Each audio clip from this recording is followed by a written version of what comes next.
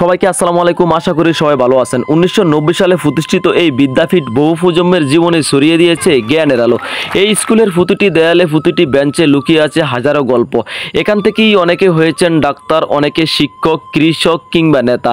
আর যাদের নাম হয়নি বড়, তারা হয়েছেন এই মাটির সত্যিকারের গর্ব।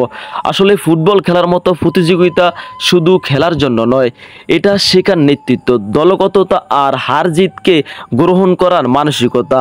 শিক্ষা, খেলাধুলা ও নৈতিকতার সমৃদ্ধ এই ওসমানগঞ্জ মাধ্যমিক বিদ্যালয়ে গড়ে তুলছে একটি সুশিক্ষিত প্রজন্ম। আজকের এই ভিডিওটা তার প্রমাণ।